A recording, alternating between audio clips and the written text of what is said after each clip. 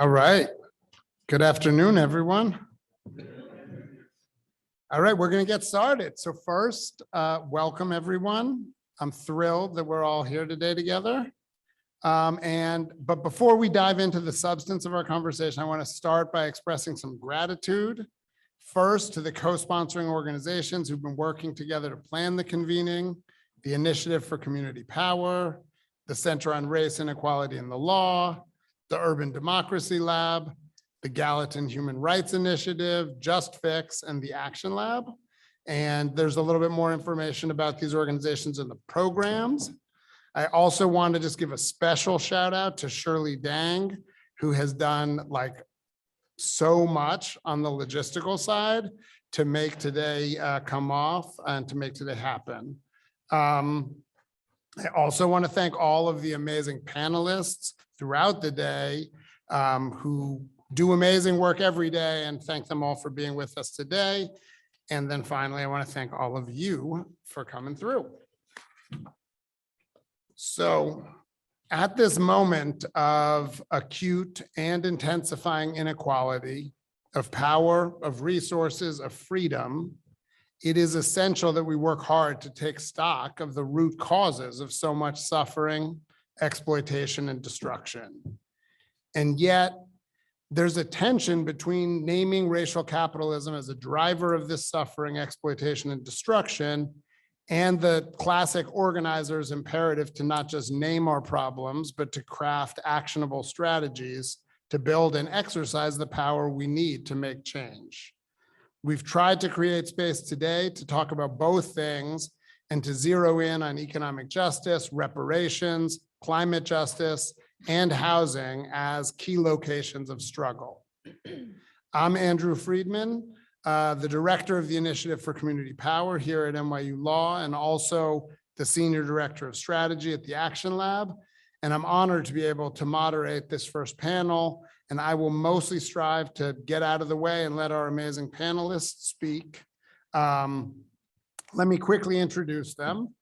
We are honored, I'm going to start with DaMareo because I know him the best. We're honored to have DaMareo Cooper, who's the co-executive director at the Center for Popular Democracy. He's a longtime organizer who previously served as the director of place-based power at CPD. And before that, he was the national organizing director of Black PAC, a political action committee dedicated to engaging and mobilizing Black voters across the country. And before that, he served as the executive director at the Ohio Organizing Collaborative and Stand Up for Ohio.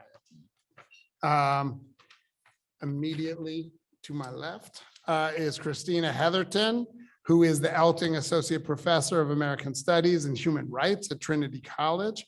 Her new book, Arise, Making Internationalism in the Era of the Mexican Revolution, is hot off the presses. And I think she has a copy somewhere, and it looks awesome. And with Jordan Camp, who we'll hear from on a panel later today, she previously edited Policing the Planet, Why the Policing Crisis Led to Black Lives Matter. And at the far left of the table, Lester Spence is a professor of political science and Africana studies at Johns Hopkins University. He specializes in the study of Black, racial, and urban politics in the wake of the neoliberal turn. He's an award-winning scholar, author of Stare in the Darkness, The Limits of Hip Hop and Black Politics, and a teacher, and he regularly can be heard on National Public Radio and the Mark Steiner Show. All right. With all that said, let's get started. I'm going to start with the huge question for Christina. Christina, in some ways, racial capitalism as a concept has become much more popularized in the US over the last few years, particularly in left spaces. Can you walk us through how you define racial capitalism, some of the history behind the concept, and your perspective on how the concept is being understood or misunderstood today? In 2 minutes or less. Okay. Can everybody hear me okay? All right. So I want to say at the top first, thanks to everybody for coming and thanks to everybody who made this event possible. I'm really excited to be here. So this is a very big question, and I've written some remarks, which I'm being thoroughly teased for up here. So I'm going to try to do my best to lay some groundwork for our conversation. I think a lot about how English is a language that's often spoken with a forked tongue. Words often contain multiple, simultaneous, and often contradictory meanings. As my students often say, English is a convenient language for pretending not to know. If the CIA didn't invent the term plausible deniability, they definitely popularized it. So as practitioners of the law are certainly aware, people can come to the table using the same word, but with sharply divergent meanings. And perhaps one of the most ambiguous terms relevant for our discussion today is race. For policymakers, funders, scholars, artists, journalists, and activism, race can refer simultaneously to a demographic category, a social construction, an index of inequality, an embodied identity, or some combination thereof. Arguably, what gives the term theoretical heft and strategic salience is its unfixed meaning, its plausible many meanings, its ability to slide into different problematics and invoke a range of solutions. But what do we make of solutions that are not rough equivalents to each other, but are rather contradictions? What lies in a name?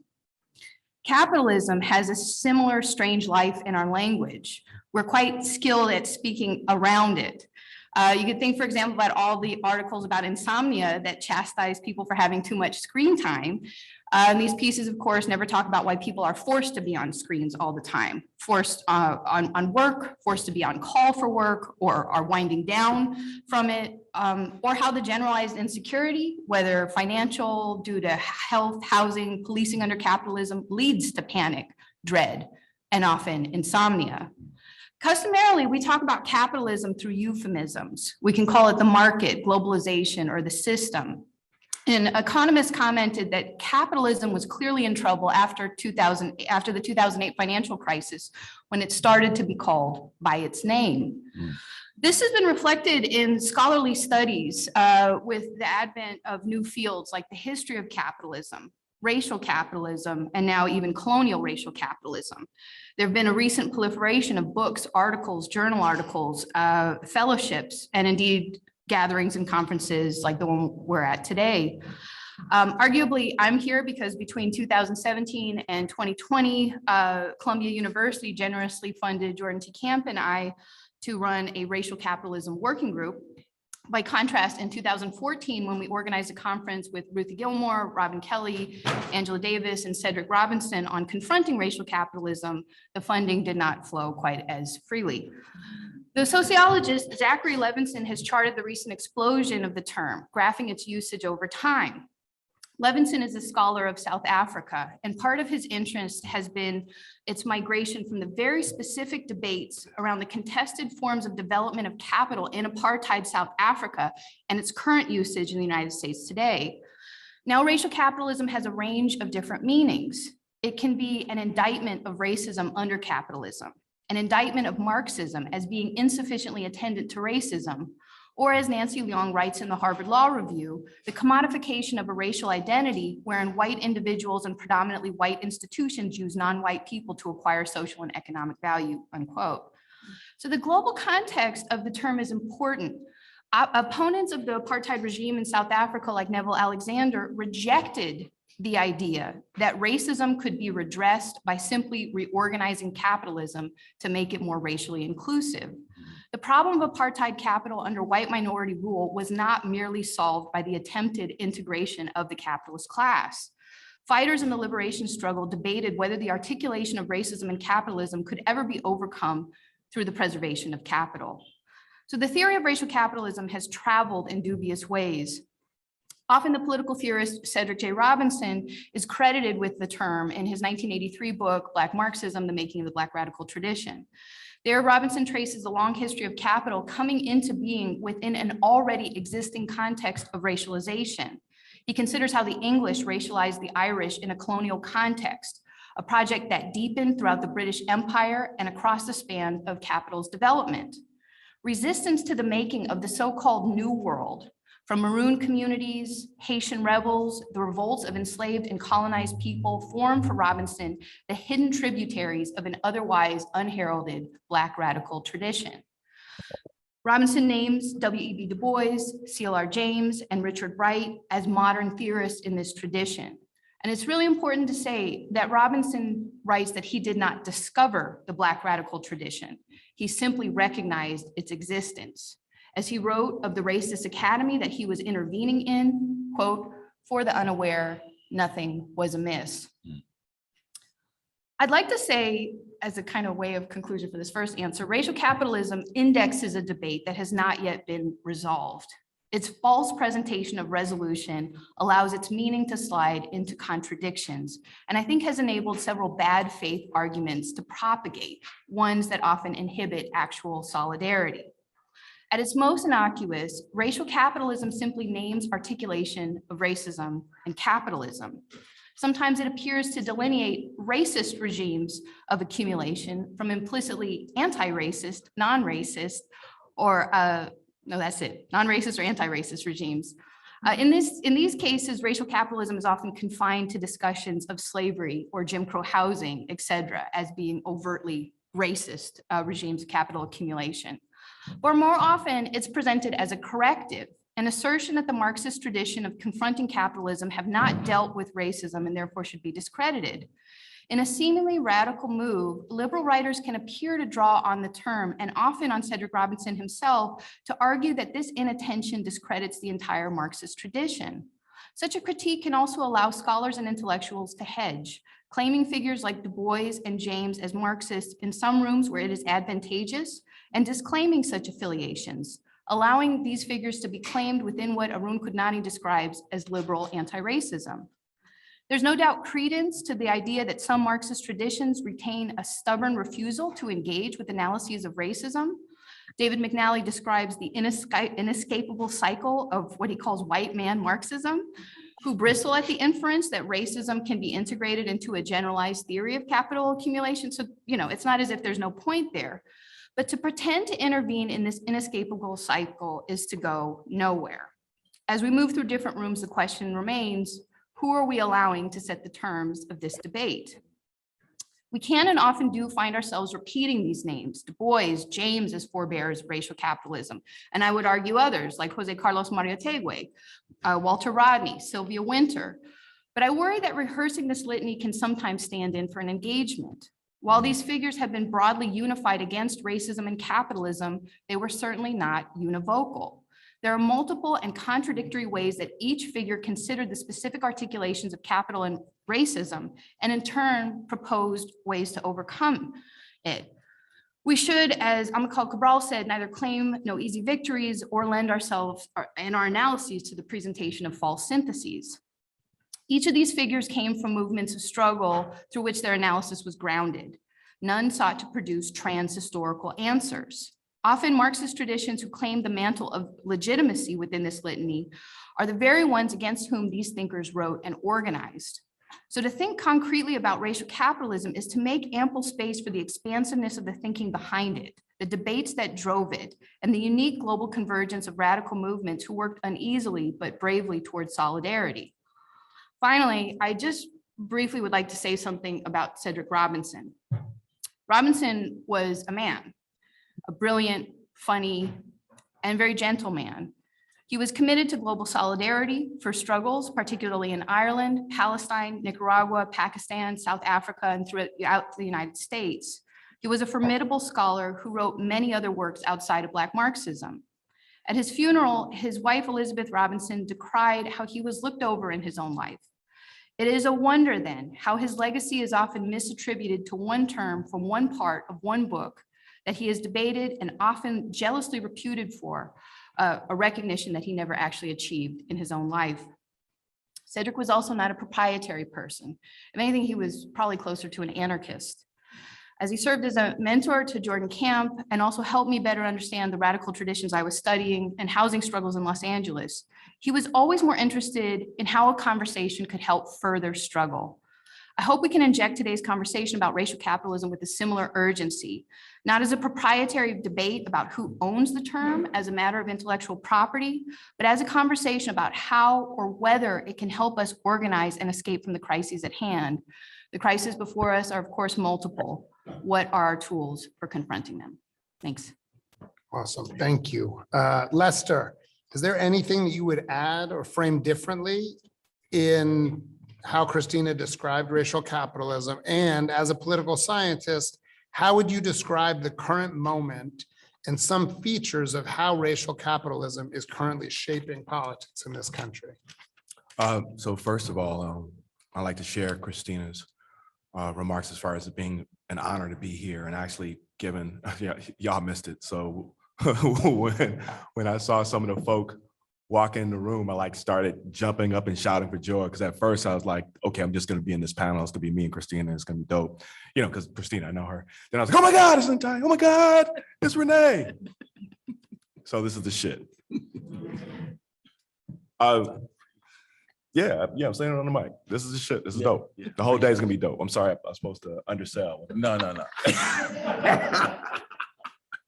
So here's what I'd say. So when we think about Cedric Robinson was actually a card-carrying political scientist, but he left the discipline, and he left the discipline because the four major subfields that comprise the discipline: political theory, comparative politics, international relations, and American politics or domestic politics, the core of all of them was constitutively racist.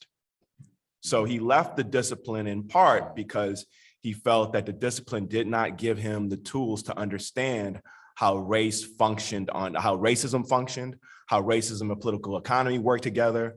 So as a result of that, racial capitalism is articulated in a way that kind of renders politics kind of a secondary dynamic to economics. And I think that actually fits with the way a number of folk on the left think about politics. So there's economics here, and then economics pretty much drives politics and other forms of endeavor. What I actually think that is important to think about is politics as a unique field of endeavor that co-constitutes the terrain under which we struggle, right?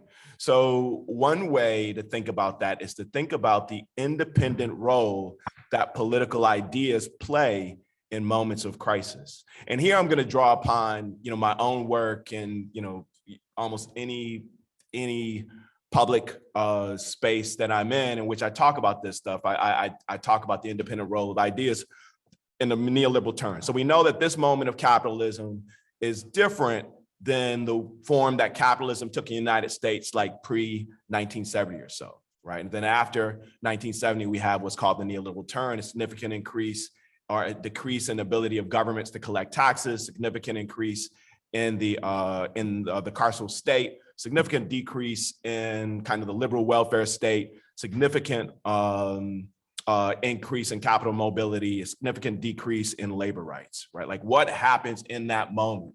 Right. So what happens in that moment is there's an ideational crisis that's created when you've got high levels of inflation, high levels of unemployment that happen at the same time. They're not supposed to happen at the same time. And then a number of elites are like, okay, what do we do? Because the thing that they would normally use to determine their interest, economic theory, was shown at that time to be a failure. So in that interim, a group of elites associated with the neoliberal turn were like, oh my God, you know what we should do? We should just deregulate. Oh my God, you know what we should do, right, is just reduce the welfare state. Oh my God, what should we do? We should reduce the ability of labor to organize, right? So in that moment, a set of ideas come, and then they work to actually critique existing political institutions. They work to replace political institutions, and then they work to reorient the interest of capital, and then they work to shape and cohere political identities. Like I think of race, we've been talking about race as a social construction. When I was much younger, we were just making that transition. I no longer articulate race as a social construction. I articulate race as a political construction. So race is not something that's socially constructed. Race is something that's politically constructed. And then ideas about race actually help create the conditions where the turn ends up taking. Right now, so we can use that to understand different periods of capitalism, how we transition from a moment where what could be thought of as a safety net exists to a moment where that safety net's taken away. It's like racial ideas play a significant role. How do we use that to understand this moment? So I think, you know what I've been reading, even on the way here, I've got a friend, Steve Tellis. Steve Tellis is actually a libertarian scholar. And usually he's a unicorn in that he's a real libertarian. Most libertarians I've met up to this point in time is like, they're really racist, but they use their libertarianism to mask their racism. So one of the books he writes is a book on is the rise of the conservative legal movement. So what he's interested in this, in what explains the dominance of the Federalist Society. What explains, he wrote this book years ago, but we can look at the abortion ruling as a consequence of the conservative legal movement that ends up over the course of 50 years, taking over how we think about the law. Now, if we were to go back to 1970, like that conservative legal movement was nascent. They were losing everywhere. Now, the thing is people on the left, and y'all gonna have to cut me off because I'm starting to get heated about this. So people on the left think that there is no significant difference between the court we have now and then a liberal court, in as much as they agree on most of the fundamental elements of capitalism, right? And that's actually right as far as it goes. But for conservatives themselves, they saw stark differences between them and the liberal court that they were trying to take over, right? So they were like, we are getting our asses kicked. What do we do in order to mobilize against this? What they had to do is they basically had to figure out how to take over law schools like this one, right? Now, one way to think about that move is solely a money move. So they get funders to throw money, but that doesn't fully explain it. What they also had to do was create the conditions for an ideational shift, where through the law they can reorient what we think about as rights, where they can reorient what we think of as liberty. We can reorient what we think of as property, and they do that through basically taking over law schools. They do that through organizations like the Federalist Society that generate a kind of a cross-institutional network. They do that through funding professors, and they do that through then finding folk to fund it, right? So when I think about this dynamic, about what the moment we're in now and this meeting, I think about this as that type of political project. And to the extent that we talk about dismantling racial capitalism, the object is actually replacing it. And although we can look to popular mobilization, which is what he's going to talk about, we can look to elections, we can look at the public opinion, we have to look at the institution of the law itself as a political project worth destabilizing and replacing.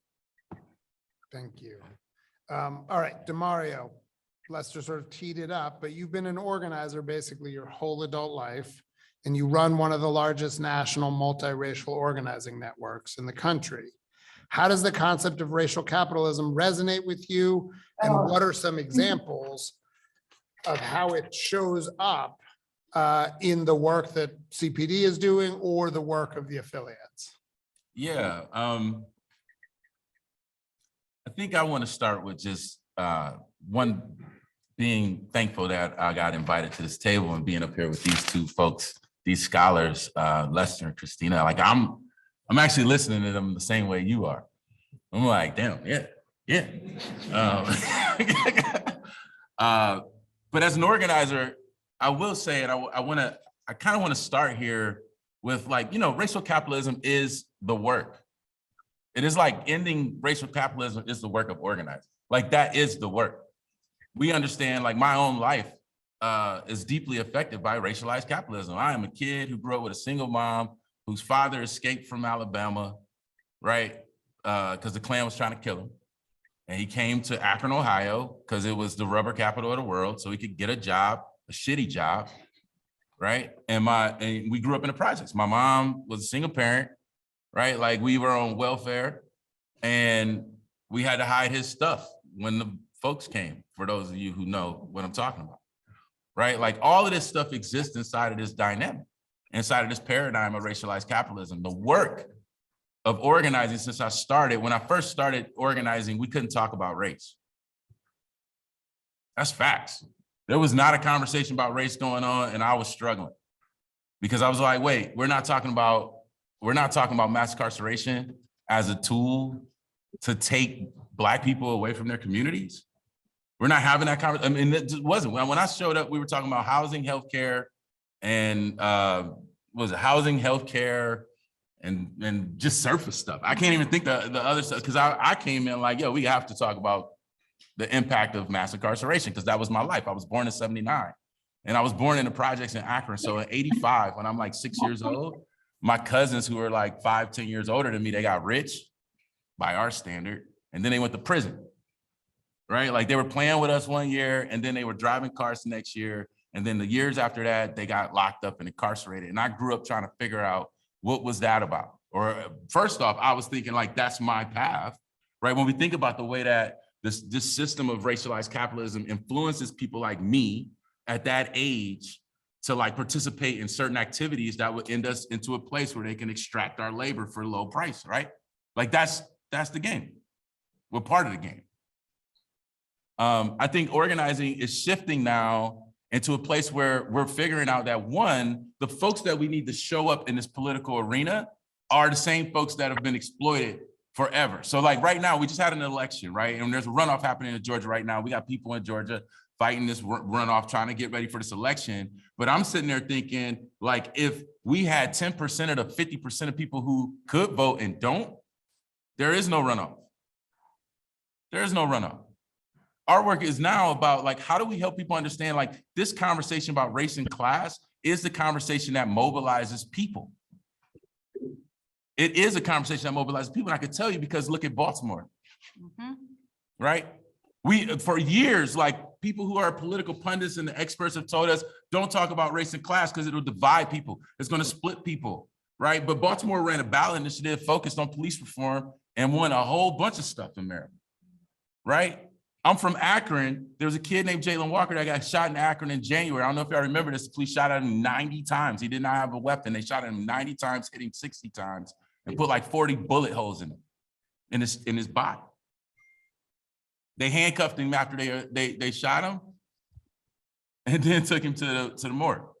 But it created an uprising in Akron, which normally it was like, an uprising just means we go burn stuff and that's it. But this group of folks, because of organizing, the history of organizing, our sophistication around learning how to strategically intervene in the system that we have, right? And to be clear, the folks that were in this movement, like they're like, I don't vote, I don't care, that doesn't matter. It's not gonna affect my life. They're not the folks who are necessarily connected in the way that this room is. And I'm gonna talk about this room and this place in a minute, because it is also important how we translate information. Because I don't give a shit if people in this room understand what I'm talking about or think I'm smart. What is smart is that you can take the information that you have and translate it to people like my cousins. You understand what I'm saying? I know that's hard. I know like you're here, you're in school, you're trying to be smart. That's great, you're smart, good. But what we actually need is translators who can take very complex things and make them like easier for people who are like, who have to go to work, who can't sit here on a Thursday. Anyway, folks who were in those uprisings in Akron, right? They were regular folks. And what happened is they got angry and pissed off about what was happening because it represented so much of their own lives. But then we didn't just burn shit up. The organizing that have been there have become so sophisticated that it pointed them towards, we could do a ballot initiative. We could run a ballot initiative.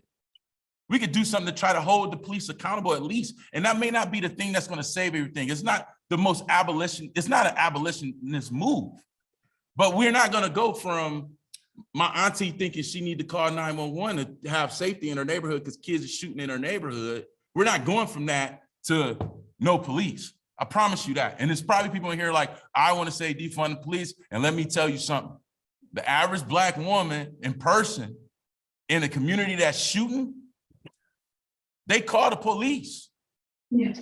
So if you're saying don't have police without actually having an alternative to people shooting in your neighborhood, and you don't have people shooting in your neighborhood, shut up. Shut up. Because you don't understand that. If you ain't had to get your ass on the ground when bullets are flying through your house, you can't tell somebody that we don't need police yet. We're not there yet. My aunt's not there yet. But she is at the place where she's like, police shouldn't shoot a kid 90 times. Like, that's crazy. Or there should be some accountability, right? That's a step we can move her in. We can get to the place where we're like, yo, we need to abolish prisons and do something different, but that ain't gonna happen right now, but we can move in that way. And these folks who would normally not be politically active, once we talk to them about, here's how the structure works. See, organizing is about helping people understand the conditions in which they're in, the world as it is. I think a lot of times we get confused in organizing when we talk about movement building or somebody being like, oh, somebody got the police shot somebody, I can put something on Facebook and then 1,000 people show up to the park. We think that's organizing. That's not organizing. That's mobilizing. That's mobilizing. And if you don't know, you should watch this. It's a YouTube of Stokely Carmichael talking about organizers and mobilizers. I have the GP Zoom thing on as I'm taking a shower. Okay. Yeah, that's fine. I'm just gonna get ready. How was it? I'm like, what you got to say? No, Bye. no, look, there's a difference between the two. Organizing takes a long let me just time. get dressed. It takes a time for people to understand, like, what I'm living in currently. What's the historical relevance of this current situation? As an organizer, our job is to help people understand where they are, like historically, right? And then people who are dealing with things in isolation, like their individual isolated experience with law enforcement or experience with capitalism. Our job is to put them in relationship with people who are having that experience collectively and then move them what we call the bridge. Moving someone across the bridge means that you're moving them from private life, shame, guilt, blame, having to deal with this by themselves, feeling like something's wrong with them. Like, I thought something was wrong with my family. When I started college, I thought something was wrong with my family. I went to school for psychology because I was like, I need to figure out what the mental problem is with my family so I can change it. But then I was in this class and learned about structural functionalism, and it just never left my brain. I was like, wait a minute. It's not my family. Wait, it's not my family. Like, what's going on with the structure? Why does this work? Why are all the men going to prison? That shifted me to another place. I think as a collective, we are in a place right now, like we just figured out what prosecutor was 10 years ago. Or that we knew what they were because you had to deal with them, but we didn't know they was elected. We didn't know they were elected. We didn't know that there was a government intervention or like an intervention that we could make to decide whether this person is going to be here or not, whether it's going to be Kim Fox or somebody else. Right, we're in process of discovering these things as organizers, as community. And this ballot initiative thing that I'm talking about is people learning how to use the government, how to use our government. Up until then, we were like, oh, government's the problem, government's the problem, government's the problem. There is a problem with government. The main problem is that it's being manipulated by capital, right? We need to shift some things, but it works for capital.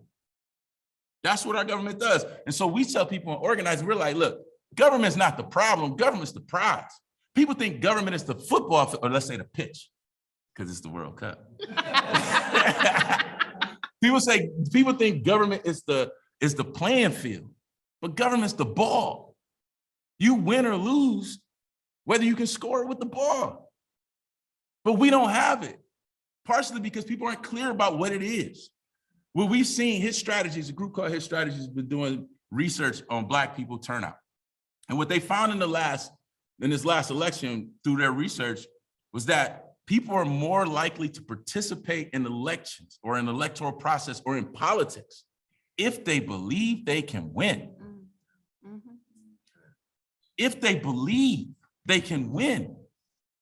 So I think the work about, organizing right now is one, us helping people understand, like, not just that there has been historic movements that have shifted things, but that there is an actual way, a path that we can win, and that it's not just random. It's not us. It's actually Jim Buchanan and the Koch brothers who had a 40-year plan, and we living in it, right? It's not just that we're defective or something's wrong with us. That's a part of the fight. And again, like, in these spaces, like being at CUNY, like having this conversation, thank you for bringing me here, but like, I absolutely believe that we are more smart. We are more intelligent. You are you are more of a service if you could take complex things and make them simple. I am at the point where I judge people's intelligence on whether they can do that or not. Because if we can just sit around here and say, such speak the daily in words, ooh, that one came out. Then so what? Who cares? Can you take these concepts and make them useful? Or are we just gonna have a nasal gave conversation and just read each other's books and be smart together? That's cool. No, I'm not. Right? That's cool. But we have to translate this information to folks. Because if we're really gonna shift and get out of this place where racialized capitalism is dominating our culture, we need more people, regular people, people who have suffered under the oppression of not having the education that allows them to sit in these fucking spaces. They gotta understand what the fight's about. And the more of them that understand it and know that we can make strategic and elegant interventions in the decision-making process of our country, then more people will join, because we already know if they think they can win, they'll participate. That's our work. I think like as organizing, like the evolution of it, how racial capitalism ends up, and like we can't use that word racialized capitalism. I mean, we have to translate that into something. You know, these words we use, we say communist and socialist, we have to translate that stuff. You can't say even democracy. I'm like, democracy doesn't even work. I had a conversation with my cousin. I'm gonna stop real quick. You said stop, but you need to stop. You got a plane. You know what I'm saying? You got a plane, right? Yeah, I do. But you know, I had a conversation with my mom passed. I always tell the story because this is where I started realizing this. My mom passed in 2009. And I was sitting on the couch with my cousin. And he would come over every day because he was the neighborhood weed man. He had no job. He'd come over, hang out with me. And I would talk, and I'd be like, this propaganda. You propaganda. I'm talking all this propaganda stuff. Cool words for us, you know? And then like 3-4 months, he say something, I'm like, do you know what the word propaganda means? He was like, no. And I was like, word, I've been using this word the whole time, bro. Why didn't you tell me that you didn't know what I was saying? He said, because I didn't want you to think I was stupid. Oh, wow. Simple. We have to stop having an internal conversation just for folks in this room. We have to figure out how to have this conversation in the community. Yep. Awesome. Thank you so much, DaMareo. All right. So I sort of want to like try and drill down a little bit on and almost like put a finer point, or ask all of you to put a finer point on sort of how we build these bridges, right? There's the bridge that describes the world that we're living in, but there's also the bridge that sort of takes us from the winnable campaigns, and the panels later in the afternoon are going to zero in on particular bodies of work again around economic justice and climate justice and housing and reparations. But as an organizer and as a person, right, who cares deeply about not just prettying up the surface, right, not fighting for too little, but who's also mindful of the fact that like you can't go for things, it's irresponsible at some point to go for things that you have no path to winning, right? Because then you're inviting people into a futile project, which is discouraging and demobilizing when the whole project is about mobilization and engagement. So the question for each of you is, from your perspective, what would need to be created or built to engage a significant part of the US public in a successful long-term political project to dismantle racial capitalism and create a truly liberatory future? Not a small question. Right. No pressure. I know no one wants to be me right now, right? Let me just say, this is I'm really humbled to have gone after Lester and DaMareo. It's a wonderful conversation. I'm really looking forward to the feedback from the audience. And I kind of want to pick up on the last thread that you mentioned, which is just kind of thinking about why this term racial capitalism has so much salience and popularity right now. Because I think there's a lot of work that it hopes to do. And then it's also filled with a lot of aspirations. It touches a nerve, it resonates. I was a part of another racial capitalism convening at the University of Houston, which is in Houston's 3rd Ward, I believe, which is where George Floyd was from. And it was very meaningful for me that George Floyd's Sunday school teacher, a man of Haitian descent who had actually taught George Floyd about the Haitian Revolution, was there.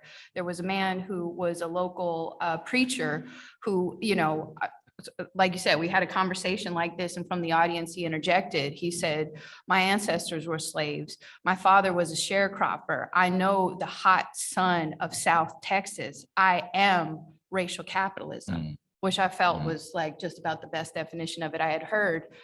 I was thinking a lot about Baltimore, both because Lester's here and because you mentioned it, and also because we're at NYU Law School. I was just there not too long ago, and I want to say that there is a palpable hatred for one of the alums of New York Law School, and that's Jared Kushner.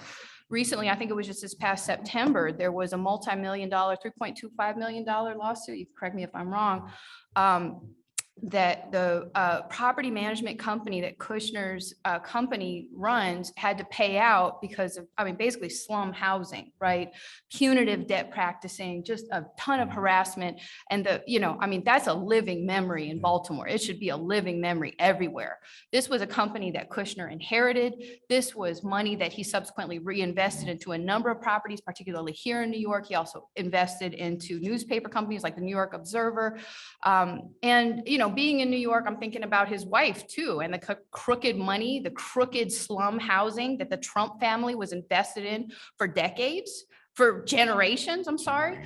And the ways in which after the kind of inflation, redevelopment, and, you know, forms of speculation that Lester talked about, you know, a lot of that money went from slum housing into our former President Trump's luxury real estate investments. And, you know, that particular couple like has subsequently turned that money into entanglements with really nasty military firms.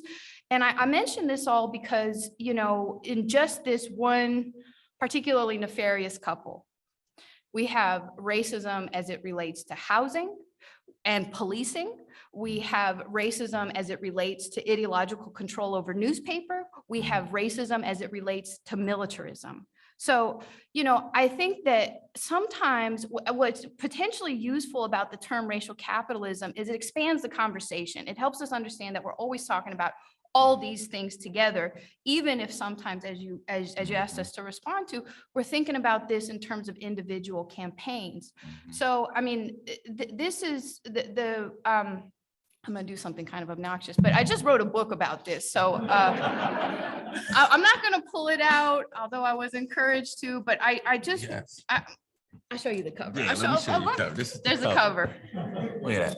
Good She's book. not gonna pull it out, but we gonna. All do right, it. thank you. Look at that. And set it Solidarity, up in solidarity. front. So one of the points I try to make is exactly this. I say there's a common conceptual conceit in our spatial imaginaries of capital. Capital is often routinely and defensively disaggregated from the natures of the regimes which produced it. So while regimes like slavery can be uniformly acknowledged as racist, once the capital produced through it takes new form, becoming, for example, industrial capital, finance capital, the link to those specific regimes is often mystified. There is no stage at which racism enables the processes of capital accumulation and then suddenly ceases to exist once that capital changes form. Capital is never scrubbed free of its past crimes. To believe otherwise is to enlist the faith of a money launderer, hoping that by changing form, wealth can be absolved of all its past incriminations. So rather than disappearing through anodyne transformation or with the passage of time, I say these practices are authorized through the accumulation process. They are congealed as capital, and they are more often reproduced through its subsequent social relations. I could translate that later, like you said, but that's but this particularly happens when these remain unexpressed, or as Michel Rolfe-Trouillot talks about, regarded with false innocence, pretending not to know.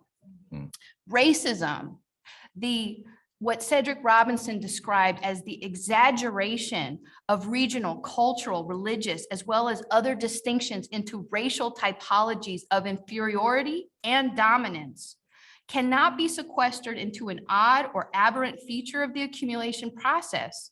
Regardless of the form capital takes, the nature of any specific regime of accumulation, or even the flag flying over its operations. I write that racism has been irrevocably constitutive to the history and development of capitalism in ways its self-presentation more often elides. So some of the work we have to do, as you said, is conceptual. How do we break these things down? And I'm really happy to be a part of this convening to start that conversation. Oh, okay. I mean, About to say, no, I think you should. all right, so I'm going to build on the spatial and temporal imaginary that Christina brought up. Oftentimes, we're in, and I'm going to gently push against something DaMareo said. Oftentimes, when we're in spaces like this, we articulate the outside of these spaces as a space where real politics occurs, and the spaces here as spaces in which we engage to figure out how we engage in real struggle, right? That's a spatial dynamic, right? So this space is a space where we kind of do a certain type of work, and that's the space of real struggle, right? What I'd suggest we have to do is we have to reorient our spatial imaginary, and we have to reorient our temporal imaginary through the development of institutions. Right. So what does the spatial, what does changing the spatial imaginary mean? In this moment, it actually means you all are legal scholars. You actually have to spatially take the law school as your site of struggle spatially. There is translation work that needs to be done in a number of different ways, whether it's criminal justice, it's housing, it's environment. There is translation work, but that's not the only work. The other important work is ideational development, right? We have to develop ideas. You have to produce legal professors. You have to produce law schools. Law students and law schools. That requires understanding these spaces as sites of struggle. And then spatially, you have to develop cross ties with other institutions domestically, and then institutions internationally. And so you actually kind of think about space, not just as law school, but this law school in a network, right? That's what you have to do. Temporally, we have to think in 30, 40, 50, 60-year increments, even as an argument can be made that we don't have that much time left given climate change. But we have to temporally orient ourselves in the long term has to be part of our struggle. And the reason you need institutions for both is because institutions by definition are much better. They're designed to deal with long term, where individuals kind of sort of aren't.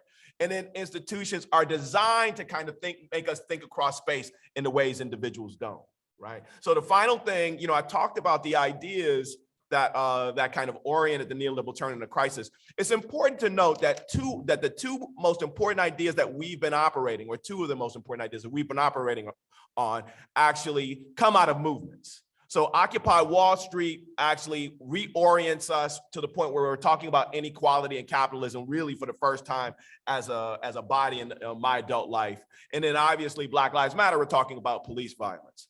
Right. So it's those two things that come together and then make racial capitalism important.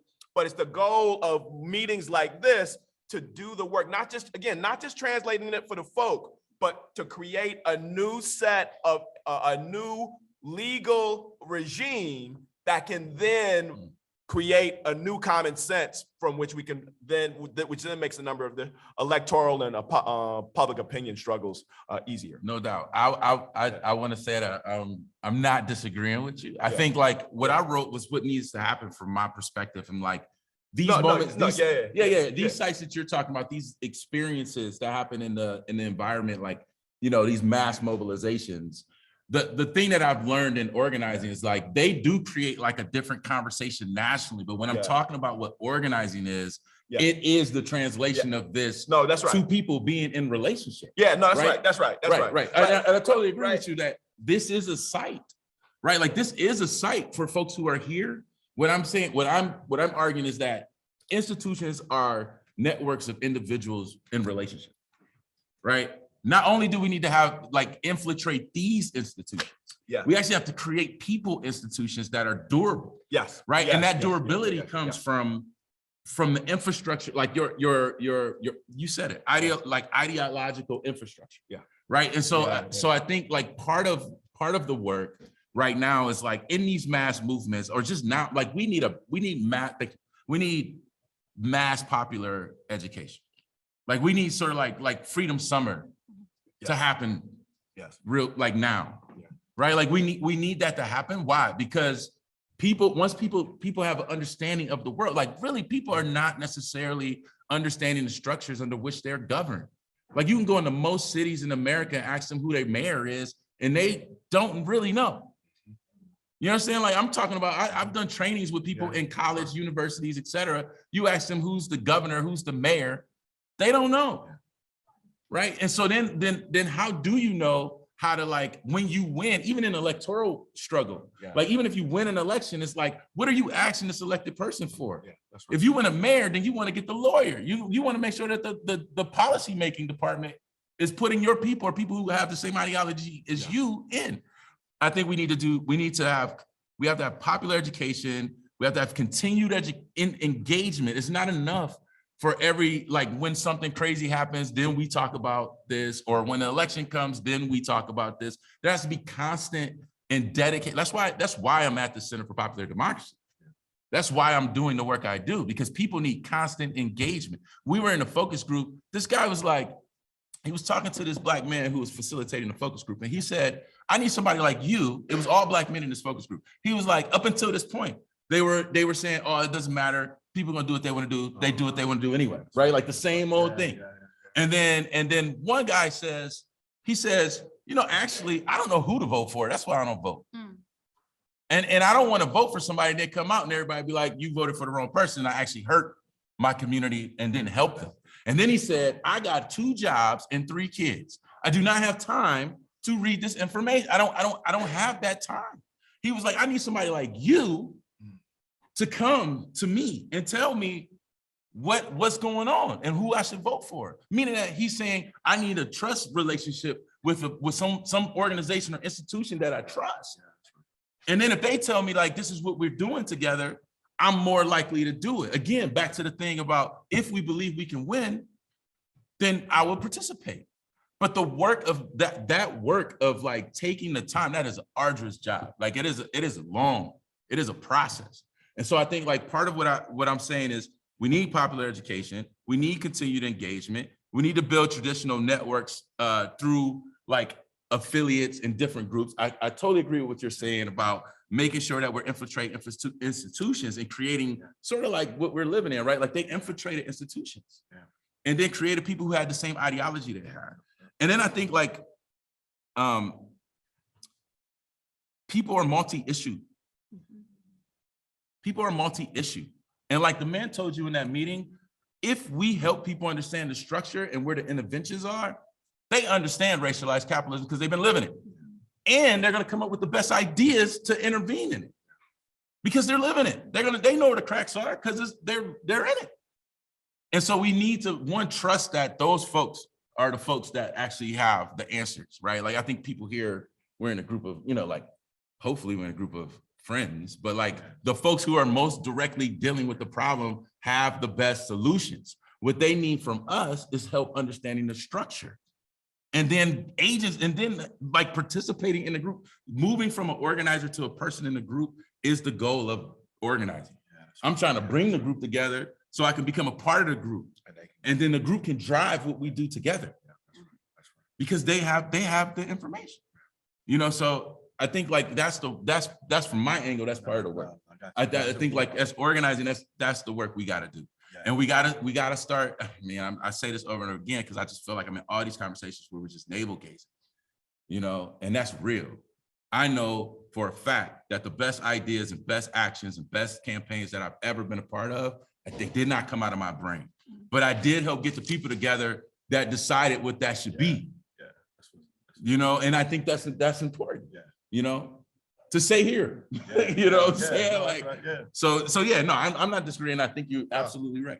But I think that's really what we gotta get to that place where we're bringing people together and then following the direction of folks who really know the son of the Delta, right? Like those folks know how to intervene. Those folks know we just need to help them understand the structure because people are fucking smart. Yeah. If you figuring out how to make it on $20,000 a year, you're smart, period. Yep. So this has been a stupendous panel, right? Everything one wants in a panel, like so much wisdom, a ton of passion, a bunch of insight. So I want to thank you all for that. And I also want to like underscore a couple things, right? Like Christina said, nobody in this room on a panel, not on a panel, has the answer to the question, like, what is the thing in 3 minutes or in 3 hours that we can do to dismantle racial capitalism? Like this is actually a space where we're trying to bring people together to think about that. And it is not going to be like whatever the fake invention of the Reese's peanut butter cup where somebody like drops their chocolate in your peanut butter, whatever it was. Like it's going to be the result of actual rigorous work where we wrestle with it and we talk about it and we come up with we bite at it rather than we make it whole. And so I'm super grateful to all of you for wrestling with this very big question or this very big set of questions. And one other thing I want to say, which I think was so implicit and is so much a part of my conversations with you, DaMareo, is just to say out loud that translation and political education work does not mean simplifying or dumbing down. Right. It is actually that's easy. Yes. To take something that's complicated and turn it into something that's simple, but that is not what political education work is, and that is not translating. Translating is capturing the full, rich complexity and inviting people into a conversation that they can participate in. And so I really, thank you. Of course. And I want to give you each whatever, I know y'all have lots of amazing things to say, a minute or two. I know my man is hanging up, put him aside, but we started a little bit late and we have a long break. So I wanted to give you, if you have closing words or thoughts, each of you one crack, and it's fine if you don't. Everyone has more than put meaty stuff on the table and into the conversation. We've got a bunch of amazing panels to further put stuff on the table and to chew. 1 minute. I think the question of time is really important. In Policing the Planet, which I co-edited with Jordan, we have an essay called Policing Space and Taxing Time, which really thinks about how, a lot of times we get out organized by exhaustion, right? So, in speaking to organizers from the 60s, they're, you got the 9 to 5 you work and the 5 to 9 for them, that was the organizing space. For us, this is the second job, right? That's the second shift. So, part of the transformations of neoliberalism that Lester talked about were, the fact that increasingly we individually have to subsidize things that the state imperfectly granted before, right? Like in transportation, in healthcare, in any number of things, right? So, part of the organizing strategy has got to be, how do we collectivize that, right? How do we begin to take care of each other? Because everything that you said about exhaustion, right? Somebody's got 3 jobs, 2 kids, or was it the other way around? Doesn't matter, right? How are they going to think on top of that? So, this has got to be, I don't have the answer to this, but putting time in the way Lester and DaMareo have talked about it at the center of our organizing, if we're not putting it there, we have no sense of the exhaustion that I think is just ravishing people in this country right now. Yeah, that's real. That's real. I'll go. I'll go. I think the last thing I double down on that, and rigor and rest is real. Having rigor and having space to rest is important. I think the thing I would want to, my closing statement would be, 1, everything that looked like a loss ain't a loss, and I think we're winning. I think we're winning. There are the red wave was not a thing. And I think that's because of some of the inoculation of political organizing. Like they tried to get the scary criminal thing going, and it just didn't go the same way it would have in the 90s or the 80s. And I think there's a bunch of young people, there are young people who are like, my values have to be involved in the place where I work. And that is exciting to me. It's also gives me headaches in different ways, but it also is very exciting, and it's, but I think like we're on the right path. I think there's more that we could do.